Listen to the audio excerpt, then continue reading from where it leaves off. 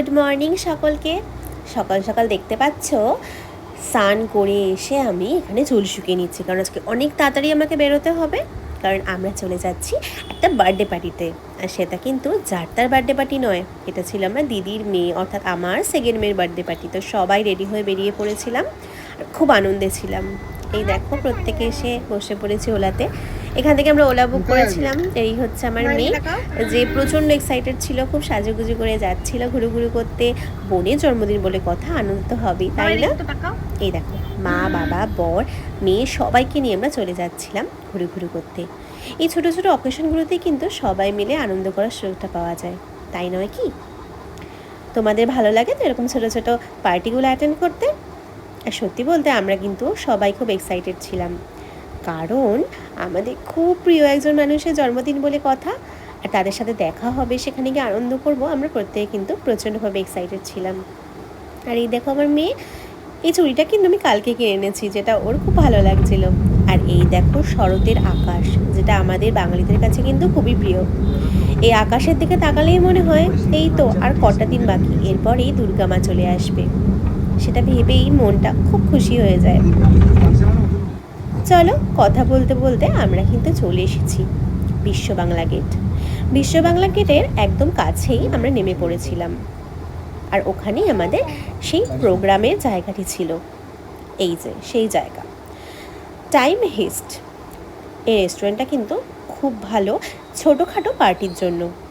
ভিতরটা তোমাদের ঢুকে দেখাচ্ছি, দেখো ভিতরটা কত সুন্দর।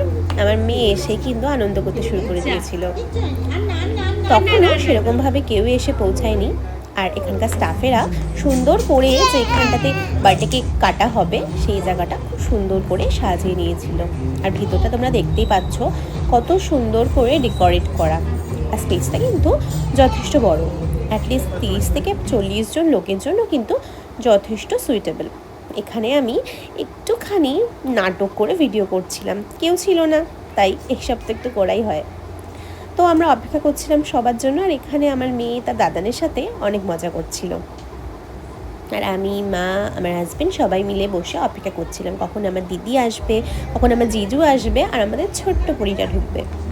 আর আমার মেয়ে কিন্তু প্রচণ্ড আনন্দ করছিল এই বেলুনগুলো নিয়ে, আর খালি জিজ্ঞেস করছিল মাম্মা বনু কখন আসবে, অনেকক্ষণ ধরে বনুর জন্য অপেক্ষা করছি, আর ভাল লাগছে না, এবার তো বনুকে দেখতে হবে না। তো ওকে ভুলিয়ে রাখার জন্যেই এই বেলুন দিয়ে নাচানাচি করে ওকে একটুখানি মজায় রাখার আমরা চেষ্টা করছিলাম। এই করতে করতে আস্তে আস্তে কিন্তু সব গেস্টরা আসতে শুরু করে। ভিতরটা দেখতেই পাচ্ছ কত সুন্দর। আর ওইদিকে মকটেল কাউন্টারে মকটেল কিন্তু রেডি হচ্ছিল। এই দেখো মকটেল কাউন্টারে মকটেল রেডি হতে শুরু হয়ে গেছে। আর মকটেলের মধ্যে অপশান ছিল mango crush, kiwi crush and lime soda, যার মধ্যে প্রথমেই আমি নিয়েছিলাম ম্যাঙ্গো ক্রাশ আমার জন্য, আমার মেয়ের জন্য। এটা কিন্তু বাচ্চারা খুব ভালো খায়, কারণ খুব মিষ্টি মিষ্টি খেতে, আর ম্যাঙ্গো খেতে সবাই ভালোবাসে। এই যে আমাদের আজকের বার্থডে গার্ল, দেখেছো তো কতটা মিষ্টিও। এরপর আমরা নিয়েছিলাম হচ্ছে আমাদের স্টার্টার, যার মধ্যে ছিল crispy chilli baby corn, chicken hariyali kebab আর চিকেন বাঞ্জারা কাবাব, যেগুলো প্রত্যেকটা খেতে কিন্তু দুর্দান্ত ছিল। সত্যি বলতে চিকেনগুলো এতটাই সফট ছিল যে মুখে দিয়ে যেন চিবোতেই হচ্ছিল না, মুখে দিলেই একেবারে গলে যাচ্ছিল। প্রত্যেকটা টেস্ট খুব ভালো ছিল। স্পাইসিটা একটু বেশি ছিল, বাট আমি ঝাল খেতে খুব ভালোবাসি, তাই আমার খুব ভালো লেগেছে। আর আমার মেয়ে সেই ক্রিসপি চিলি বেবি কর্নটা কিন্তু খুব ভালো খেয়েছে, কারণ ওটা একটু মিষ্টি মিষ্টি ছিল, সেই জন্য ওটা খেতে কিন্তু দারুণ লেগেছিল। এই যে আমার খাওয়া হচ্ছে, আর এই দিকে সে তার দাদাদের সাথে কিন্তু আনন্দ করে নাচানাচি করছিল, আর খুব আনন্দ করছিল, খুব এনজয় করছিল টাইমটাকে। আর ওর বনুও ঘুরু ঘুরু করছিল, বনুর সাথে অনেক ফটো তুলেছে, ভিডিও করেছে। বনু এদিক ওদিক ঘুরে বেড়াচ্ছিল যে ওর সাথে আমি একটু গল্প করবো, সে সময়টুকুও পাচ্ছিলাম না। এই করতে করতে আমরা অপেক্ষা করছিলাম কখন বনু কেক কাটিং হবে। আর আমার মেয়ে তো বাবা কেক দেখে তো পুরো হামলেই পড়েছিল, তার জন্য ওকে একটু মুডটা সুইং করার জন্য এইদিকে নিয়ে গেছিলাম, যাতে ও নাচ করে গান করে একটু ভুলে থাকতে পারে সব কিছু থেকে। তার মধ্যে ওর একটু খিদেও পেয়ে গেছিলো। তো সব কিছু শেষে এবার কেক কাটিংয়ের পর্ব। দেখো আমার ছোট্ট বেবিটা ওর মাম্মাম পাপার সাথে কেক কাটিং করছে। দেখো কি মিষ্টি লাগছে না আমার ছোট্ট মাম্মামটাকে। আমার কিসমিস সোনা এই দেখতে দেখতে 2 বছর কমপ্লিট করে ফেললো। মনে হচ্ছে যেন সেদিনই হয়েছিল। আর এই দেখো 2 বছর হয়ে গেল। এই ছোট্ট মিষ্টি বাব্বাগুলো কত তাড়াতাড়ি বড় হয়ে যাচ্ছে। এই দেখো এখানেও দিদি ভাই ওকে কেক খাই দিচ্ছে। নাও সব কিছু কমপ্লিট করে এবার আমরা এসে পড়েছি আমাদের মেন কোর্সে। মেয়েকে খাওয়ানো কমপ্লিট, তাই আমার খেতে একটু দেরি হয়ে গেছিলো। প্রথমে নিয়ে নিয়েছিলাম এই বাটার নান, তার সাথে ছিল পনির দো পেঁয়াজা। এটা মনে হয় একটু পনির দো পেঁয়াজা ছিল না বাটার পনির ছিল আমি জানি না, বাট খেতে কিন্তু দুর্দান্ত ছিল, আমার খুব ভালো লেগেছে। এবার চলে এসেছি বাকি খাবারগুলো নিতে। প্রথমে নিয়ে নিয়েছিলাম রাইস। এখানে ছিল বুফে সিস্টেম, তো ওরাই সব কিছু সার্ভ করে দিচ্ছিল। রাইসের পরে এখানে নিয়ে নিই ডাল, যে ডালটা কিন্তু আমার খুব ভালো লেগেছিল খেতে। এটা ছিল ডাল ফ্রাই। তার সাথে অপশানে ছিল হচ্ছে এই যে দেখছো ঝুরি আলু ভাজা। ঝুরি আলু ভাজার মধ্যে কিন্তু বাদাম দেওয়া ছিল, কারিয়া পাতা দেওয়া ছিল, আর খুবই ভালো হয়েছিল খেতে। আর বাটার নান তো আমি আগেই খেয়ে নিয়েছিলাম, পনিরটাও আমি আগে খেয়ে নিয়েছিলাম। আর এখানে নিয়ে নিয়েছিলাম অল্প করে চিকেন, যে চিকেনটা খেতেও দুর্দান্ত হয়েছিল। আর ছিল মাটন রোগান জোশ। এটা নিয়ে তো কোনো কথাই হবে না, এটা কিন্তু দারুণ হয়েছিল খেতে। আর আমার সবচেয়ে পছন্দের খাবার, যেটা আমি সব জায়গায় গেলেই কিন্তু খাই, এটা স্কিপ করা যায় না, সেটা হচ্ছে বাসন্তী পোলাও। আর সত্যি বলতে বাসন্তী পোলাওটা কিন্তু দুর্দান্ত হয়েছিল। সব খাওয়া নিয়ে আমি কিছু স্যালাড নিয়ে নিই, এবং আমার হাজব্যান্ডের ইচ্ছা এবং হাজব্যান্ডের কথায় ওর জন্য বেশ কিছু আমাকে শশা নিতে হয়েছিল, কারণ ও কিন্তু শশা খেতে খুব ভালোবাসে। তো ও আমাকে বললো সব কিছু নিয়ে নাও, নিয়ে চলো একবারে খেতে বসা যাক।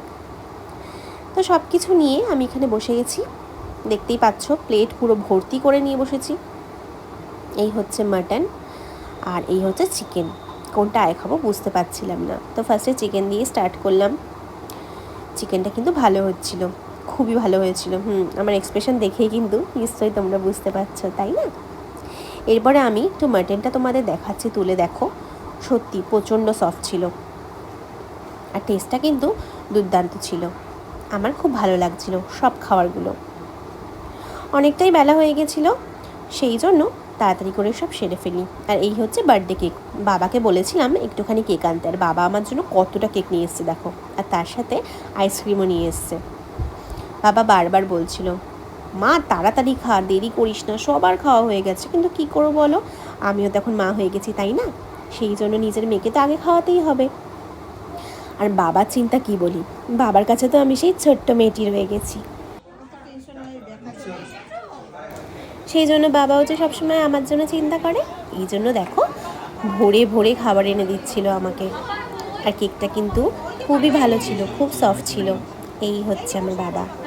বাবাকে নিজের হাতে অনেক দিন বাদে খাইয়ে দিলাম। বাবার সাথে এরকম সুন্দর মুহূর্ত আজকাল পাওয়াই যায় না, কারণ আমরা সবাই নিজেদের কাজে ব্যস্ত হয়ে গেছি, নিজেদের লাইফে ব্যস্ত হয়ে গেছি। তাই এই সময়গুলো আমরা অনেক কষ্ট করে খুঁজে বার করতে পারি। এই দেখো বাবাকে একটু কেক খাইয়ে দিলাম, আর মাকেও। সবার কিন্তু খুব ভালো লাগছিল খেতে, আর সত্যি বলতে আমারও কিন্তু খুব ভালো লেগেছিলো। চলো এই দিয়ে আজকের ভিডিও শেষ করছি, ভালো লাগলে কিন্তু লাইক করে দিও, আর আমার চ্যানেলটা কিন্তু সাবস্ক্রাইব করতে কেউ ভুলো না, এরকম আরও অনেক সুন্দর সুন্দর ভিডিও দেখার জন্য। আর তোমাদের আমার কোন ভিডিওগুলো দেখতে বেশি ভালো লাগে বলবে তো, আমি কিন্তু তোমাদের সাথে সেইগুলোই শেয়ার করব। আর তোমরা কি আমার ডেইলি ভ্লগের ভিডিও দেখতে চাও, তাহলে কিন্তু আমি সেগুলোও শেয়ার করতে পারি তোমাদের সাথে। তো আজকের জন্য টাটা, সবাই খুব ভালো থেকো।